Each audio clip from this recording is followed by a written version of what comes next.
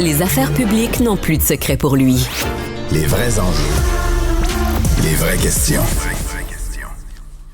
Avec nous, le ministre des Finances du Canada, François-Philippe Champagne, candidat libéral à Mauricie. Bonjour. Bon matin, M. Dumont. Vous allez bien? Êtes-vous remis du choc des tarifs? Écoutez, c'est une douche froide à l'économie mondiale. Hier, Mais pas pour le Canada. C'est un certain soulagement. Écoutez, il n'y a rien à se réjouir parce qu'on a quand même 3 niveaux de tarifs qui sont encore en place. Il faut savoir qu'il y a encore 40 % des biens qu'on exporte qui sont sujets à des tarifs. Il faut se le dire. C'est parce que là, on est quasiment dans une nouvelle réalité parallèle où les tarifs sont rendus chose commune. Là, maintenant, 185 pays, dans le fond, l'humanité au complet est soumis à des tarifs américains. Mais il n'y a pas si longtemps, M. Dumont, vous et moi, on aurait fait une entrevue il y a quelques mois, on n'avait pas de tarifs. Là, on a 40 % de nos biens qui sont quand même sous tarifs, dont l'acier aluminium. Évidemment, ce qu'on avait le tarif sur le fentanyl, puis l'immigration illégale, ou qui était la raison pour laquelle ils avaient dit ça. Et puis, effectivement, là, on l'a dans le secteur automobile. Mais vraiment, ce qu'on constate, là, c'est vraiment une douche froide à l'économie mondiale. Et moi, je pense que les grands perdants, ça va être les consommateurs américains, ça va être les Américains. Je ne sais pas si vous avez vu hier, là, mais prenez Apple. Dans une journée, là, 340 milliards s'est évaporé. Moi, j'imagine... De valeur. Ça, c'est dans les fonds de pension des gens. C'est ça que je me dis. Aux États-Unis, ils appellent ça le 401k, le fameux c'est les fonds de pension américain. Là, ce serait un peu l'équivalent de nos REER, d'une certaine façon. Les gens doivent regarder ça un peu en se disant, mais mon Dieu, qu'est-ce qui arrive? Il s'est perdu. Là, je voyais des trillions de valeurs qui se sont évaporées. Alors, c'est sûr que c'est d'une ampleur qui est sans précédent, en tout cas dans l'histoire moderne. Et là, tout le monde est en train d'essayer de comprendre l'impact. Moi, plus tard aujourd'hui... La Chine qui réplique ce matin, ça 34 % est-ce que ça augmente les risques d'une récession mondiale? Écoutez, c'est sûr que quand là, vous arrivez... Puis tu sais, quand on a commencé, on a choisi nos mots. Tu sais, quand on parlait de guerre commerciale, les gens disaient, oui, mais vous prenez des gros mots. Mais là, on est vraiment dans une guerre commerciale mondiale. Quand tu as des tarifs sur... Il y a Lesotho là, qui a des tarifs. Là. Tous les petits pays, Saint-Pierre-et-Miquelon. Mais je le sais, là, vous comprenez. C'est sûr que là, ça dépasse largement le Canada et le Mexique. À l'époque, nous, on avait dit à nos collègues, on a dit, nous, on a eu la première vague. Vous allez voir, le tsunami s'en vient chez vous. Même mes collègues européens, je pense que les gens ne s'attendaient pas à 20 % de tarifs sur tout l'Europe. Sur tout l'Europe. 500 millions de consommateurs. Il y a des commerçants, puis... Là, on voit déjà l'impact chez nous parce que si les Américains sont les grands perdants, nous, comme nos chaînes d'approvisionnement sont liées, on l'a vu dans l'automobile hier, vous avez peut-être vu Stellantis qui dit « Je mets pause sur ma production à Windsor ». Mais tiens, en Indiana, Stellantis lui dit, Indiana, du côté évidemment américain, on met en pause aussi une usine américaine. Parce que c'est ça l'intégration de ces champs. L'industrie de l'auto en Ontario, est-ce qu'elle va être tuée par ces tarifs-là? Moi, je pense pas. Tuer parce que ça, c'est dire qu'il n'y a pas d'avenir. Moi, je pense qu'il va y avoir certainement un ralentissement des impacts majeurs à court terme. Mais moi, je suis de ceux qui disent, je l'ai dit, il va y avoir de la turbulence, c'est indéniable. Tu ne peux pas changer l'ordre économique mondial en une journée puis pas t'attendre à ce qu'il y ait des répercussions sur l'ensemble des pays. Ceci dit, moi, quand je regarde les fondamentaux, je me dis, le Canada, on attire encore des talents. Vous avez vu le nombre d'agences américaines qui ont été fermées dans le domaine de la santé, de la science, même de l'espace. Ça, on attire, puis globalement, on attire des talents. Deuxièmement, je me dis, vous pensez que certains des bons cerveaux de ces agences-là vont transférer au Canada? Ouais? On va voir une stratégie, comment on peut attirer certains de ces gens-là. Parce que, évidemment, les talents, c'est ce qui fait ta prospérité. Ils sont capables d'attirer. Puis quand tu fermes des agences comme celle-là, ça pose beaucoup de questions au niveau de la santé publique. Mais ça, c'est un autre débat qu'on pourrait avoir. Quand je regarde notre économie, nous, on fait des avions, prenez Bombardier, on sait faire des voitures, on fait des navires, on a des mines, on a du gaz, on a du pétrole. Alors, je regarde l'ensemble de ce qu'on a, je me dis, on est solide. Ensuite de ça, on a des minéraux critiques, ce qui est essentiel au 21e siècle. On a de l'énergie renouvelable grâce à M. Bourassa dans le temps. Puis on a un accord de libre-échange avec tous les autres pays du G7.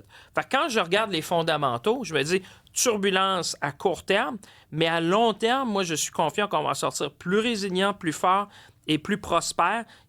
On va faire un peu comme en 1945. Rappelez-vous, CDR, on est sorti de la guerre. CDR, qui était le fameux ministre, on l'appelait le ministre de tout un peu à Ottawa, avait repensé l'économie canadienne. Moi, je pense que 2025, c'est un peu comme notre 1945. Ça va être le moment où là, il va falloir se réinventer, faire des choses qu'on a peut-être pensé qu'on ne serait pas capable de faire à une vitesse qu'on n'a pas vue avant.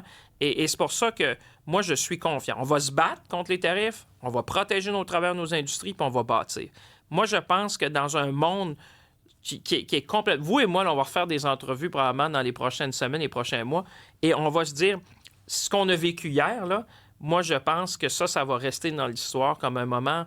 non seulement au niveau économique, mais au niveau géopolitique, parce que je pense que la géopolitique du monde va changer. Ouais. Mais avez-vous l'impression, on est à la Maison-Blanche, vous et moi, aujourd'hui, puis on observe ça, qu'il y a pas une panique, mais les marchés boursiers ont réagi violemment. Encore ce matin, ça va être une journée sombre sur les marchés boursiers.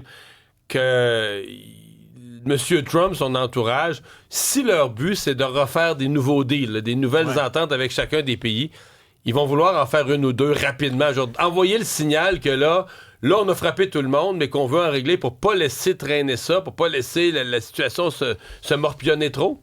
Ben, oui, parce que là, quand tu mets des tarifs sur 185 pays dans le monde, c'est quand même beaucoup. Là. Même certains non habités. C'est quand même fort. Là, puis c'est ce que tu envoies, puis c'est toute l'incertitude. Moi, je veux pas que l'incertitude devienne la nouvelle certitude, parce que là, évidemment, les chaînes d'approvisionnement vont changer, les chaînes logistiques. Je parlais hier à des grands de la logistique dans le monde qui disaient, là, M. Champagne, même les lignes maritimes risquent de changer, parce que là, on va configurer un peu tout ça.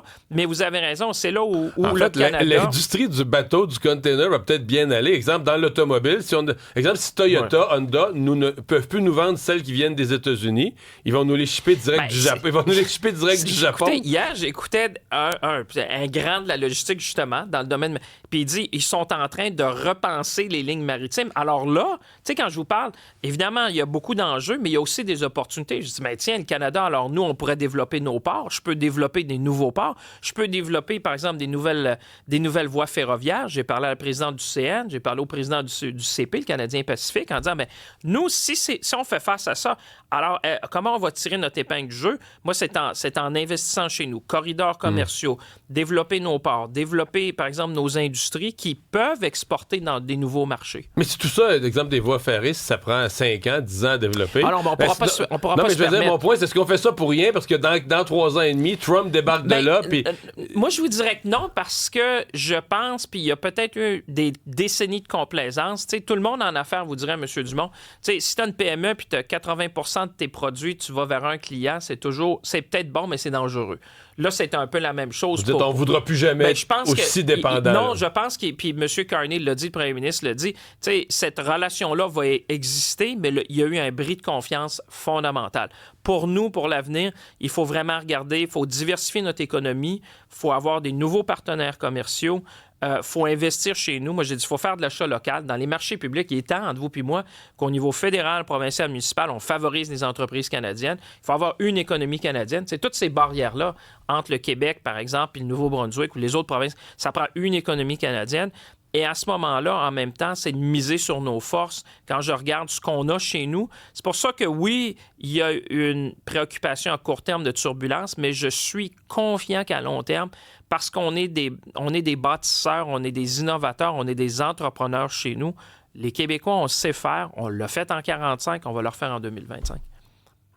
François-Philippe Champagne, merci beaucoup d'avoir été là. Toujours un plaisir. Au revoir. Merci.